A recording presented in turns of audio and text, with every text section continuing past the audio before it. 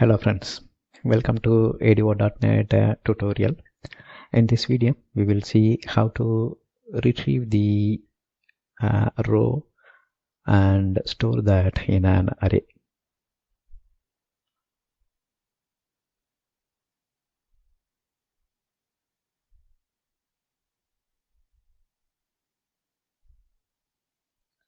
In a code flow, sometimes we want to access one or more columns of a row multiple times.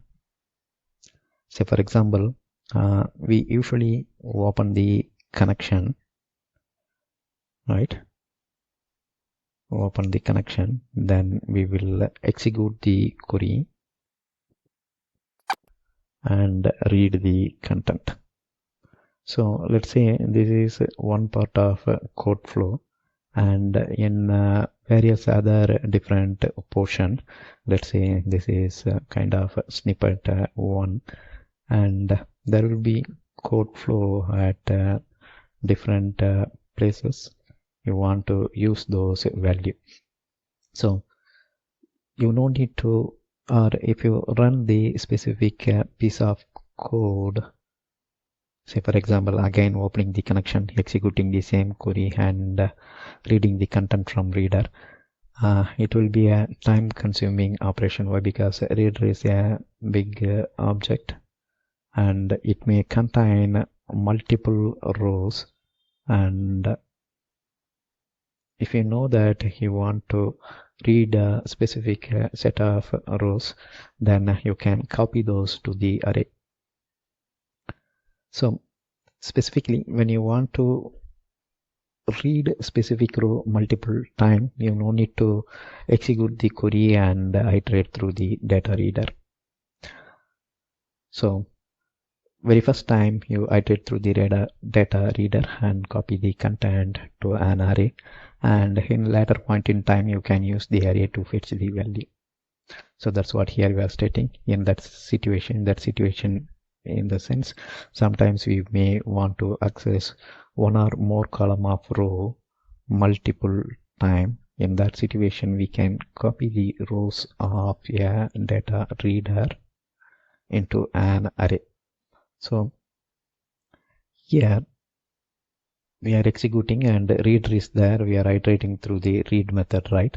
Here itself, if you stored the content into an array, you can avoid reader iteration and you can refer this already read array multiple times, so it will be faster. Data reader provides get values method which will read the current row. We know that data reader will iterate through the row, right? It will iterate through the row one by one on each read, right? So data reader provides get values method which will read current row. Say for example, at present, if you are in a specific row, it will read that content and copy that to an array. Say for example, let's say we have a data reader content.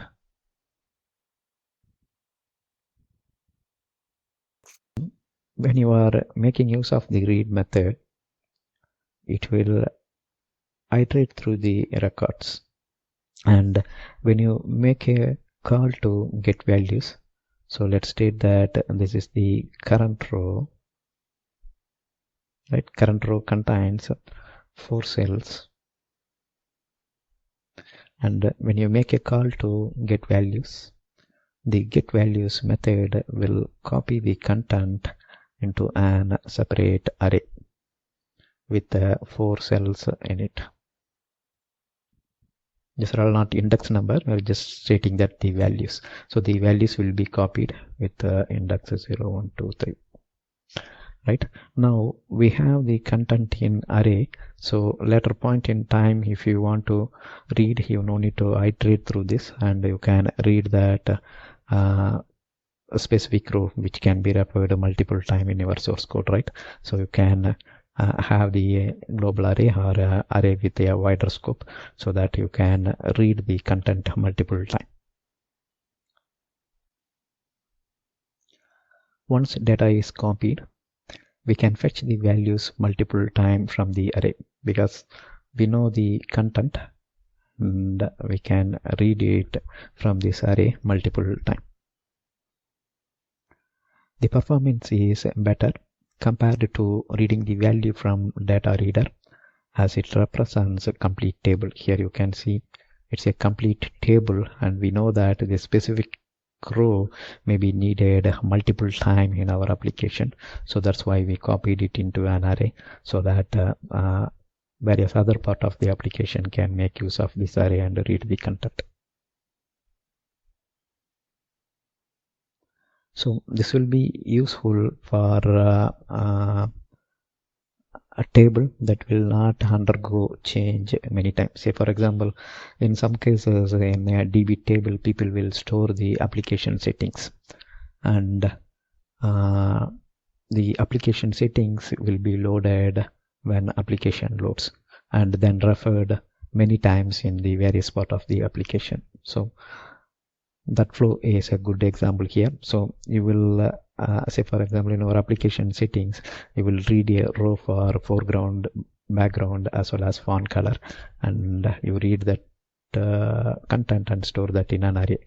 Later, when different part of your UI is loading, that time you will read the content from the array, right? So each time you no need to open DataReader and iterate through the content and read a specific setting. Instead, you can copy the content to array and refer the content from there. Here, SQL command new.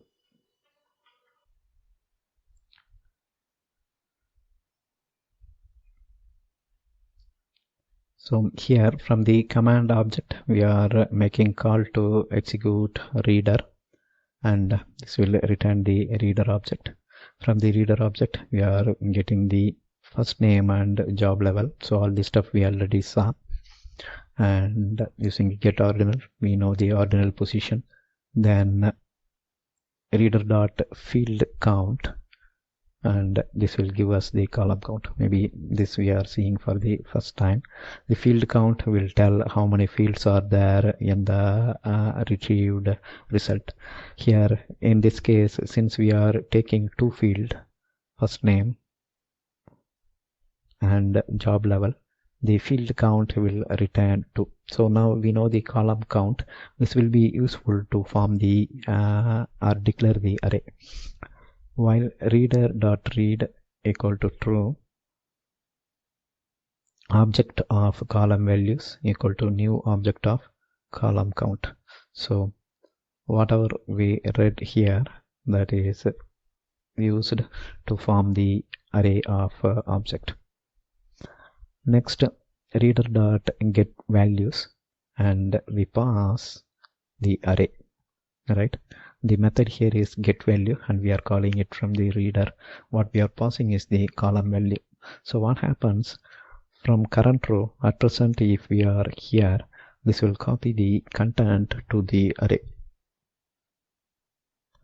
Next, here we are making use of the string dot format, and you can see how we are reading the content from the array now. So column value is the array, right? Column value of ordinal position, column value of a second ordinal position, which we retrieved here. So if you look at the code here, we used the array inside the while loop, but to use this content multiple times, you can declare this array at a more global level, and once the content is copied, you can reuse the array to fetch the value multiple times. Anyhow, here we are using it for only one time, and the declaration is local to this while loop, right?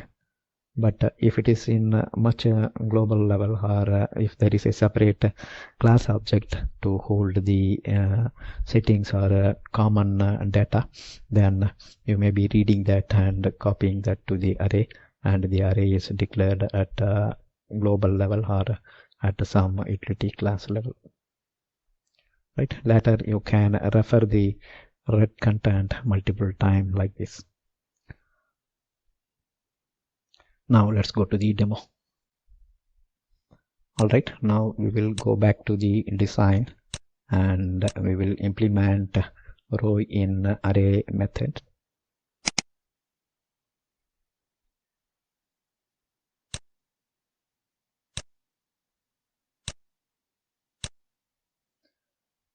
So the content is same compared to the previous. So here we have a connection.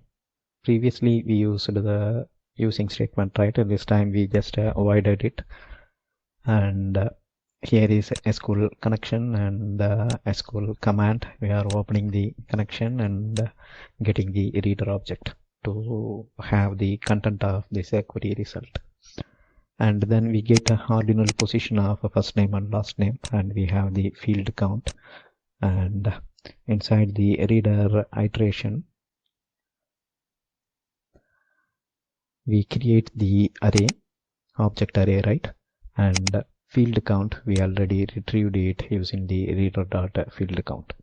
So reader is retrieved by the execute reader, and the field count tells how many columns were returned by the execute reader execution. So now the reader contains 2 columns, so here we have 2. So based on that we are creating the object array, right? So now the object array here, column value, represent a single row. That means it will have 2 cells. In each cell we can hold an object. Right, we can hold an object, and now we are making call to reader.getValues, and you can see that the get values that takes an object array. That's why we constructed the object array. Since we don't know, since we want to decide the number of cells, we make use of the reader.field count, and the return value we are passing it to construct the object, and we are passing the object to the get values. That's all. So this is the actual copy content stuff. Here the reader will read the current row's value. Remember, here we are iterating it, right?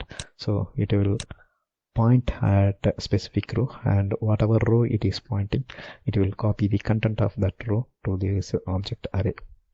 So instead of declaring this object array at this location, you can keep it at the class level. So this is the class, right? You can declare the object array as a member here, so that once the content is copied, you can make use of these class values in another member function of this class, right? The copied value you can read multiple times. Here we just shown you an example of how we can use this object array and make use of the ordinal position to read the content, just like what we do in the reader. The same way, the SQL data reader, the same way you can use the indexer to get the value. Alright, here we copied the content to array, then using the indexing we retrieved the value and we formed the row. Using string.format we formed the row, and in the multi-line text box we appended the content. Alright, the key here is getting the field count, constructing the array, then making call to reader.getValues. Now we will execute it, row in array, and so this will also work. Let employee Paulo level 3589. In our previous video we just retrieved the content just to increase the level, right? 35 to 36, 89 to 90. So while displaying that time we increased it, and we doesn't put back the increased value because that needs an update. In our sub-series we haven't yet learned about the insert, update, delete that we will do in some other sub-series. So that's why this time when we are returning we get the original values. That's all here in this video.